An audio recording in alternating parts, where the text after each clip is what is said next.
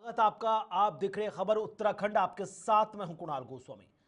उत्तराखंड के मुख्यमंत्री पुष्कर सिंह धामी ने प्रधानमंत्री नरेंद्र मोदी को देश में दूसरा सबसे लंबा प्रधानमंत्री कार्यकाल पूर्ण करने पर प्रदेशवासियों की ओर से बधाई और शुभकामनाएं दी। सीएम ने कहा कि पीएम मोदी के नेतृत्व में देश तेजी से आगे बढ़ रहा है और भारत ने विश्व मंच पर नई पहचान बनाई है। उन्होंने मोदी को नए भारत का निर्माता बताते हुए कहा कि अंत्योदय के सिद्धांत पर चलते हुए उन्होंने समाज के अंतिम व्यक्ति तक विकास को पहुंचाया। सीएम धामी ने यह भी कहा कि 2047 तक भारत को विकसित राष्ट्र बनाने का संकल्प मोदी जी का दूसरा दूरदर्शी विजन है, जो हर भारतवर्षी के लिए गर्व की बात है। उन्होंने भगवान बद्री विशाल और बाबा केदार से प्रधानमंत्री के स्वस्थ जीवन और दीर्घायु की प्रार्थना की। उन्होंने सोशल मीडिया हैंडल एक्स पर भी पोस्ट लिखकर अपनी दिल की बात रखी। तो उन्होंने सोशल मीडिया हैंडल एक्स पर पोस्ट करते हुए लिखा, आदरणीय प्रधानमंत्री श्री नरेंद्र मोदी जी को 4078 दिनों के यशस्वी कार्यकाल की हार्दिक शुभकामनाएं। 25 जुलाई 2025 का दिन भारत के लोकतांत्रिक इतिहास में स्वर्णिम अक्षरों में दर्ज हो गया है। आज हमारे देश के प्रधानमंत्री श्री नरेंद्र मोदी जी लगातार सेवा देने वाले देश के दूसरे सबसे लंबे कार्यकाल वाले प्रधानमंत्री बन गए हैं। ये यात्रा उनके कुशल नेतृत्व, दूरदर्शी सोच और उनके संकल्प की पहचान है, जिसमें हर दिन राष्ट्रहित को सर्वोपरि रखा गया। आदरणीय प्रधानमंत्री जी ने अपने कार्यों से हर भारतीय को सपने देखने और उन्हें सच करने का हौसला दिया। डिजिटल क्रांति हो या आत्मनिर्भर भारत का सपना, उनके हर निर्णय में उनका विजन साफ झलकता है। प्रधानमंत्री के रूप में 4078 दिन तक बिना रुके, बिना थके निरंतर काम करना एक साधारण उपलब्धि नहीं, ये अनुसेवा को जीवन का उद्देश्य बनाने की कहानी का एक दर्पण है। आज़ाद भारत के इतिहास में प्रधानमंत्री के रूप में दूसरा सबसे लंबा कार्यकाल पूरा करने वाले आदरणीय प्रधानमंत्री श्री नरेंद्र मोदी जी को, जो जन गण मन के नायक हैं, उनको मैं देवभूमि उत्तराखंड की जनता की ओर से बहुत बधाई देता हूं, शुभकामनाएं देता हूं। उनके नेतृत्व में आज देश तेजी से आगे बढ़ रहा है। विश्व के अंदर भारत की एक अलग पहचान विकसित हो रही है। अंत्योदय को सिद्धांत को लेकर अंतिम छोर में खड़े हुए व्यक्ति तक विकास की धारा पहुंचाने का काम हुआ है। भारत को पुनः विश्व गुरु के रूप में स्थापित करने के लिए उन्होंने जो परिश्रम किया है, परिश्रम की पराकाष्ठा की है, आज पूरे देश के अंदर और दुनिया के अंदर यह दिखाई दे रहा है। और मैं उनको नए भारत का निर्माता कहूँ तो ये कोई अतिशयोक्ति नहीं होगी। जिस प्रकार से हर क्षेत्र में नई नई योजनाओं के माध्यम से, नवाचार के माध्यम से, साइंस एंड टेक्नोलॉजी के क्षेत्र में हो या इनोवेशन के क्षेत्र में हो या नए ऐतिहासिक निर्णय लेने हो, सभी में एक नया कीर्तिमान स्थापित हुआ है। और विकसित भारत के सूत्र को भारत और दुनिया के सामने, और दुनिया के सामने भारत का लक्ष्य तय करके कि 2047 तक विकसित भारत बनेगा, सच में ये हम सब का सौभाग्य है, भारतवासियों का सौभाग्य है कि उनका नेतृत्व आज देश को प्राप्त हो रहा है। मैं भगवान से प्रार्थना करता हूँ, भगवान बद्री विशाल से, बाबा केदार से, उत्तराखंड के सभी देवी देवताओं की तरफ से कि वो स्वस्थ रहें, दीर्घायु हों और दीर्घ काल तक उनका नेतृत्व देश को प्राप्त होता रहे। आजाद भारत के इतिहास में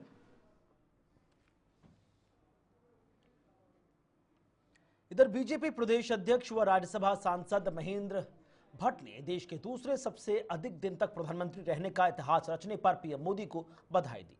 उन्होंने कहा कि उनके ये 4078 दिन देश के विकास और समृद्धि के लिए स्वर्णिम काल साबित हुई। मीडिया से बातचीत में उन्होंने कहा कि आज हमारे देश के लिए बेहद गर्व का दिन है कि प्रधानमंत्री नरेंद्र मोदी ने देश की सेवा में एक और ऐतिहासिक मील का पत्थर स्थापित किया। उन्होंने भूतपूर्व प्रधानमंत्री स्वर्गीय इंदिरा गांधी को पीछे छोड़ते हुए देश के सबसे लंबे समय 4078 दिन तक लगातार कार्यरत दूसरे प्रधानमंत्री बनने का गौरव हासिल कर लिया है।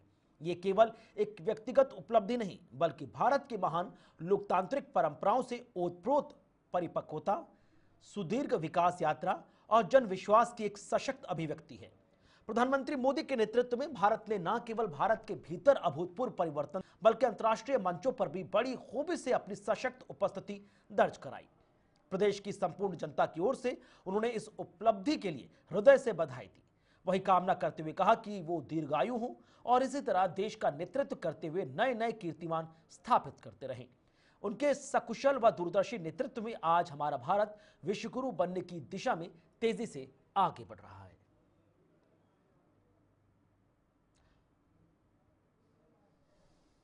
उत्तराखंड की खेल मंत्री रेखा आर्य ने जसपुर स्थित ब्राइट स्टार्ट इंटरनेशनल एकेडमी का दौरा किया।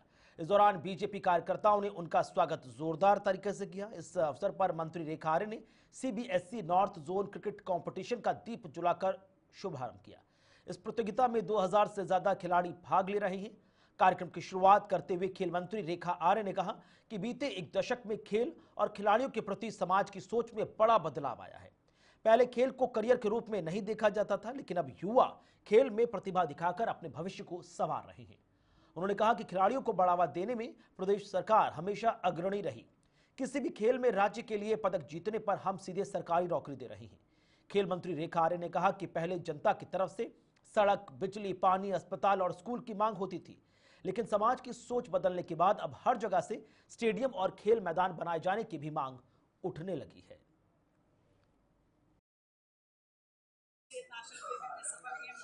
उसी के क्रम में जुड़ते हुए लगातार मेरा कई विद्यालय में जाना होता है। कई विद्यालय अलग अलग प्रकार के, कहीं पे स्विमिंग होता है, कहीं पे क्रिकेट होता है, कहीं पे अन्य गेम्स होते हैं। तो इस प्रकार के मतलब स्कूल लेवल पे भी सीबीएसई बोर्ड हो या आईसीएसई बोर्ड हो, ये लगातार कॉम्पिटिशन्स करा रहे हैं, यूनिवर्सिटीज के कॉम्पिटिशन्स करा रहे हैं।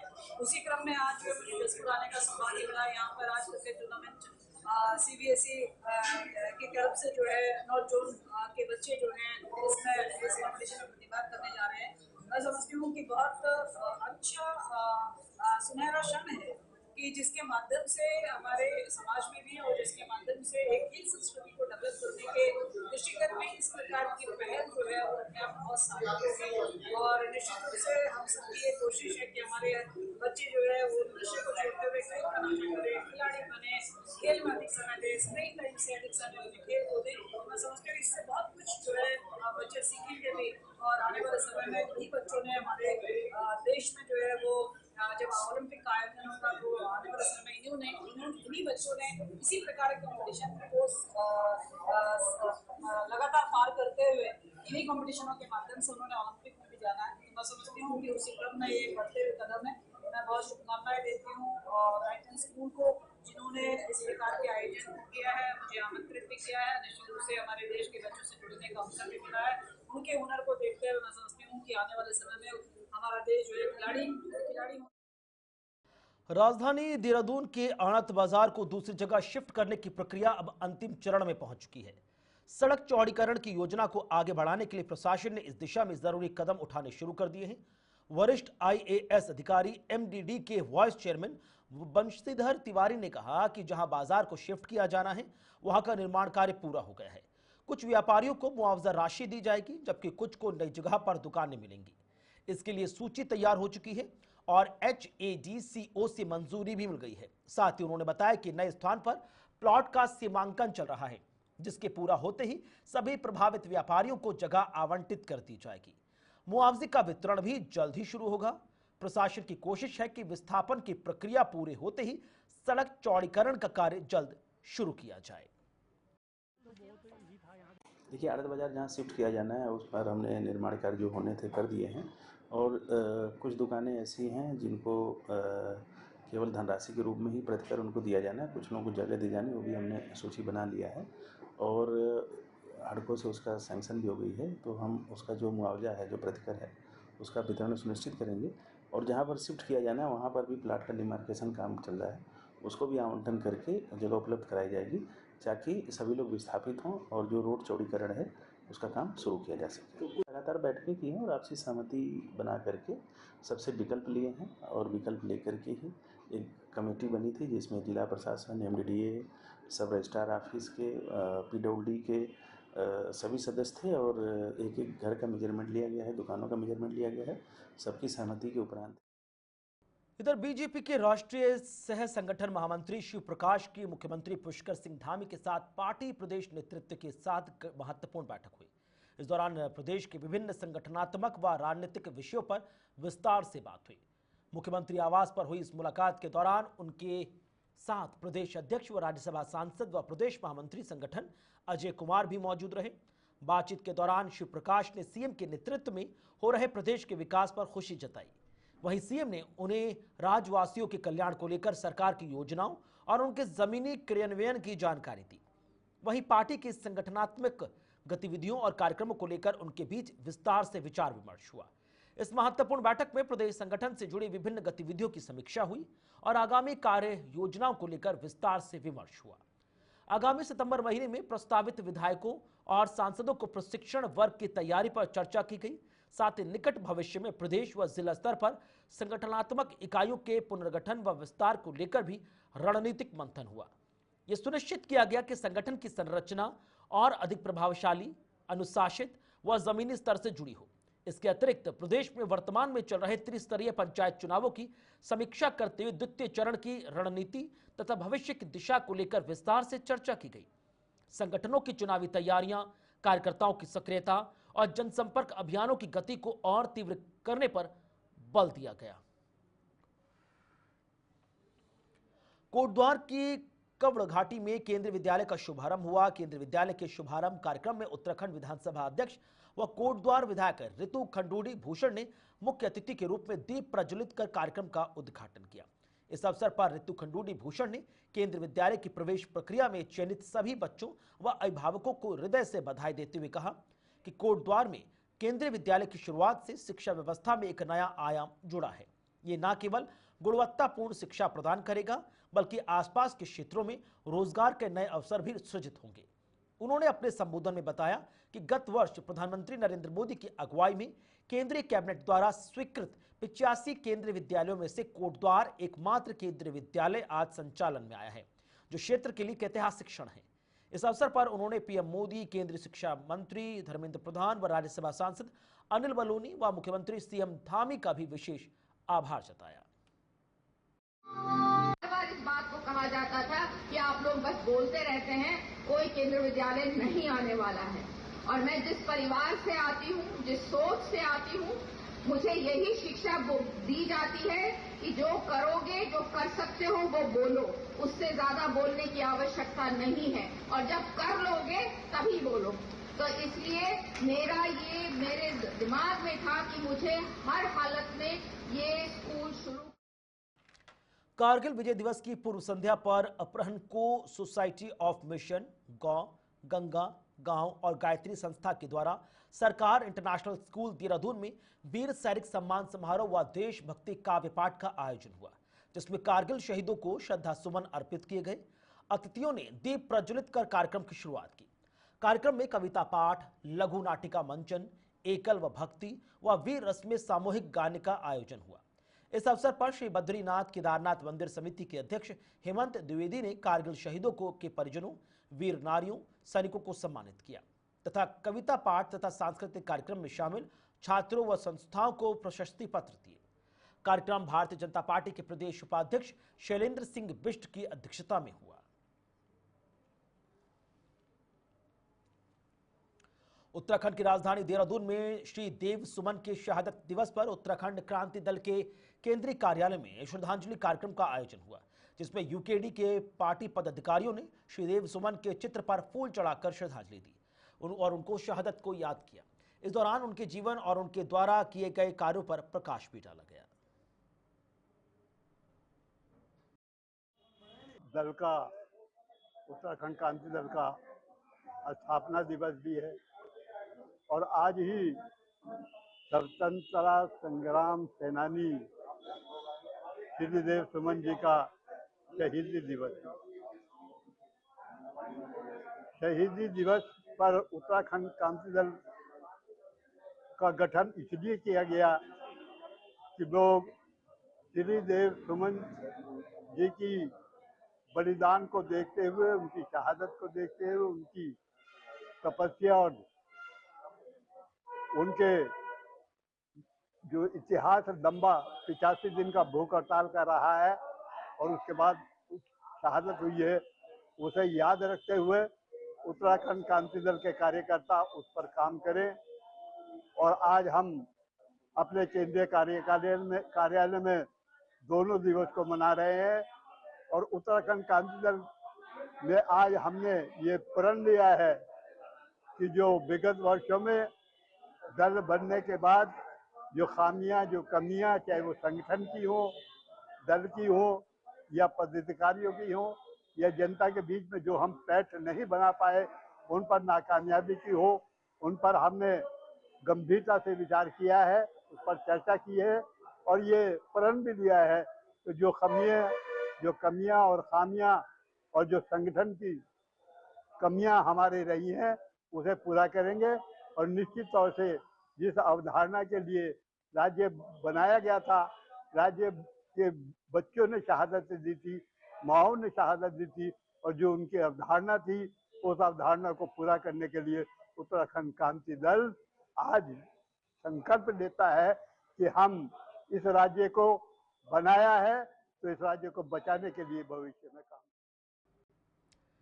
इधर सरोवर नगरी नैनीताल के नगरपालिका सभासद मल्ली ताल कोतवाली में पुलिस के खिलाफ धरने पर बैठ गए। जैसे ही सभासद धरने पर बैठे तो फिर उनके समर्थन में नगरपालिका अध्यक्ष डॉक्टर सरस्वती खेतवाल, नगरपालिका के तमाम सभासद, सफाई कर्मचारी सहित अधिवक्ताओं ने पुलिस के खिलाफ धरना शुरू किया।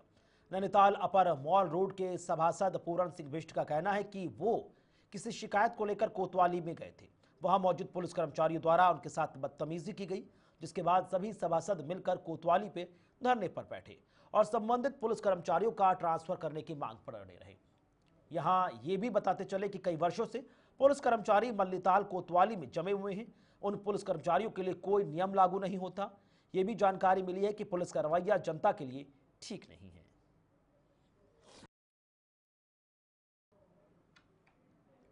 उत्तराखंड के उधम सिंह नगर के जसपुर के गांव मेघावाला में ग्रामीणों ने गांव के राशन डीलर के खिलाफ तहसील परिसर पहुंचकर खाद्य आपूर्ति विभाग कार्यालय के बाहर प्रदर्शन किया और राशन डीलर के खिलाफ कार्रवाई की मांग की। ग्रामीणों का आरोप है कि मेघावाला गांव के राशन डीलर ने ग्रामीणों को परेशान करने की सोच बना ली थी और पंचायत चुनाव का माहौल बिगाड़ने का प्रयास किया जा रहा है। इनकी दुकान से 3 गांव लगते हैं। तीनों गांव का राशन मेघावाला से बांटा जाता है। ग्रामीणों का यह भी आरोप है कि राशन डीलर दादागिरी और तानाशाही के साथ साथ महिलाओं के साथ बदतमीजी भी करता है। गांव वालों को परेशान करने के लिए डीलर दूसरे गांव से राशन लेता है। वहीं पूर्ति निरीक्षक मुकुल कुमार गजरोला ने बताया कि राशन डीलर सुधीर कुमार द्वारा स्वास्थ्य खराब को लेकर प्रार्थना पत्र दिया गया था, इसलिए उनकी दुकान को पड़ोसी गांव निजामगढ़ की दुकान से अटैच कर दिया गया था। ये ग्राम मेघावाले में राशन डीलर सुधीर कुमार जी हैं। वो राशन बांटते हैं। उनका एक पब्लिक को परेशान करना, गरीब जनता को परेशान करना, उन्होंने एक सोच बना ली है। कई मुद्दे उन्होंने इस महीने में उठा दिए हैं। चुनाव का माहौल एक बिगाड़ना चाह रहे हैं वो और आम जनता को परेशान करना चाह रहे हैं। हमारा कहना यह है कि आम जनता परेशान ना हो। गरीब जनता है, किराया भाड़ा लगा के निजामगढ़ जाएंगे, अपना टाइम बर्बाद करेंगे। मजदूर सबका है, जिसमें 3 गाँव लगते हैं, निवार मुंडी, भगवंतपुर और मेघावाला। तीनों गांवों का राशन यहीं बंटता है और हमारी ये मांग है कि हमारा का राशन वहीं गाँव में मेघावाले में बटे, कहीं बाहर ना भेजा जाए। इस दुकान पे भरपूर राशन है, सब चीज रखी है उस दुकान पे, लेकिन वो अपनी हटमर्दी, अपनी दादागिरी को दिखाते हुए जनता को परेशान करने की नीयत से उसने ये करा है। और महिलाओं से बदतमीजी, अभी 4 दिन पहले, अभी 8 दिन पहले भी महिलाओं से बदतमीजी हुई है गाँव में, उसका भी उसने मुद्दा लिया और इसीलिए उस मुद्दे को लेके उसने ये कदम उठाया है। जुलाई को श्री सुधीर कुमार मेघावाला के सरकारी सस्ता गल्ला विक्रेता द्वारा एक लिखित प्रार्थना पत्र दिया गया था और उसमें उन्होंने स्वास्थ्य असमर्थ दिखाई थी कि असमर्थ नहीं राशन बांटने में। तो 17 जुलाई को उनकी दुकान, जो नज़दीकी दुकान है सरकारी सस्ता गल्ला विक्रेता निजामगढ़ में, तो श्रीमती फूल जहाँ के वहाँ संबद्ध कर दी गई थी। आज यह प्रकरण सामने आया कि लोग आक्रोशित हैं कि निजामगढ़ से उन्हें राशन प्राप्त होने में दिक्कत का सामना करना पड़ रहा। तो सभी लोग आज यहाँ आए थे और उन्होंने अपनी बात कही और एक ज्ञापन मुझे दिया है। उसके बाद ये समस्या का समाधान करवा दिया गया है कि जो फूल जहाँ हैं श्रीमती, वे निजामगढ़ वाली जो डीलर है हमारी, वे मेघामाला में ही एक निर्धारित स्थान पर जो है राशन बांटेंगी, जिससे ये समस्या का समाधान हो गया। देखो ऐसा होता है कि जब तक कोई व्यक्ति अपना स्वतः इस्तीफा नहीं देता या उसका निधन नहीं होता है, तब तक उसको विक्रेता को हटाया नहीं जा सकता है। इसके बाद जब ग्राम सभा की जो है सरकार चुन ली जाएगी, उसके बाद सभी ग्रामीण लोग यदि ग्राम सभा में खुली बैठक में प्रस्ताव प्रस्तुत करेंगे तो। इधर एम्स ऋषिकेश में आयोजित 2 दिवसीय कार्यशाला के दौरान साक्ष्य संरक्षण को समझने और उसको पढ़ने के तौर तरीकों पर विशेष चर्चा की गई। इस दौरान कहा गया कि साक्ष्य आधारित चिकित्सा में साक्ष्य संरक्षण की विशेष भूमिका है, जिसे सभी डॉक्टर्स को अपनाने की आवश्यकता है। एम्स के साक्ष्य संरक्षण विभाग के तत्वाधान में आयोजित कार्यशाला का उद्घाटन करते हुए संस्थान की कार्यकारी निदेशक प्रोफेसर मीनू सिंह ने कहा कि कार्यशाला का उद्देश्य साक्ष्य आधारित चिकित्सा और साक्ष्य संरक्षण को पढ़ना तथा इसके सिद्धांतों को व्यवहारिक कौशल में सशक्त बनाना है। उन्होंने संकाय सदस्यों के लिए इस कार्यशाला को बहु लाभकारी बताया। कार्यशाला का पहला दिन साक्ष्य आधारित चिकित्सा की नींव, प्रमुख शिक्षण पद्धतियों, शैक्षणिक सत्रों की योजना बनाने और व्यवस्थित समीक्षाओं के मूल्यांकन पर केंद्रित रहा। पहले दिन एम्स मोहाली की डॉक्टर मानवी सिंह, ग्लासगो यूनिवर्सिटी यूके के डॉक्टर निशांत जायसवाल और एम्स ऋषिकेश के डॉक्टर विजय सिंह मलिक ने कार्यशाला के विभिन्न सत्रों को संबोधित किया, जबकि दूसरे दिन साक्ष्य आधारित चिकित्सा का अनुप्रयोग, साक्ष्य संरक्षण में आर्टिफिशियल इंटेलिजेंस के एकीकरण और नैदानिक परीक्षण, सटीकता अध्ययनों के मूल्यांकन व BMJ बेस्ट प्रैक्टिस जैसे उपकरण के माध्यम से साक्ष्य के कार्यान्वयन जैसे विषयों को कार्यशाला में शामिल किया गया।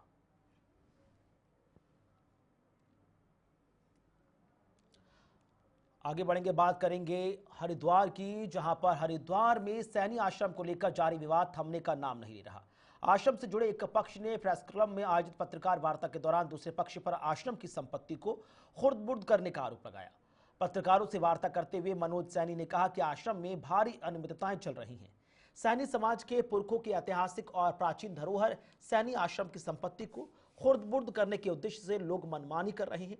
फर्जी तरीके से प्रस्ताव पास कर और कूट रचित दस्तावेजों से समाज के लोगों को भ्रमित किया जा रहा है। मनोज सैनी ने कहा कि पूर्व मंत्री राम सिंह सैनी के गुर्गों ने डॉक्टर राजेश सैनी को फोन कर उन्हें जान से मारने की धमकी दी, जिसकी रिकॉर्डिंग उनके पास है। उन्होंने मीडिया के सामने पुलिस प्रशासन से कहा कि यदि उनके साथ कोई अनहोनी होती है तो उसकी समस्त जिम्मेदारी पूर्व मंत्री राम सिंह सैनी और उनके गुर्गों की होगी। मजबूरी में मीडिया के, क्योंकि वो तरह तरह के आरोप लगा रहे हैं जो आरोपी हैं, और जिन लोगों ने 30 लोगों ने एक फर्जी संस्था बना ली है फर्जी कागजातों के जरिए, और उसमें हमारे पास प्रूफ भी सबूत भी आ गए हैं कि इन्होंने हमारे फर्जी जाली दस्तावेज हैं। 24 अक्टूबर को इन्होंने संस्था पंजीकृत करा ली, लेकिन समाज के 30 जून तक समाज के किसी व्यक्ति को इन्होंने कोई सूचना नहीं दी है। इनकी मंशा इससे जाहिर होती है। और कुछ चुनिंदा लोगों ने एक बिल्डर के साथ मिलके, जिसमें हमारे माननीय राम सिंह जी भी हैं, इन्होंने एक बड़ा खेल खेला, और हम पहले से ही लिखते आ रहे हैं कि कोई बड़ा खेल हो रहा है इसमें। इन्होंने समाज को कोई जानकारी नहीं दी। तो 6 तारीख को एक बैठक बुलाई, उसमें जब हमने समाज के सामने वो जो पंजीकृत कागज़ थे, जो संस्था के वो कागज़ दिखाए, तो समाज के युवाओं में भारी आक्रोश है। मनोज जी, कौन कौन लोग शामिल है इसमें? तो सबसे बड़े तो जो हमारे हैं माननीय राम सिंह जी, उनके मार्गदर्शन में ये सब चला गया है। एक बिल्डर है। और इसी के साथ खबर उत्तराखंड में बस इतना ही। वक्त छोटे से ब्रेक का, खबरें आगे जारी हैं।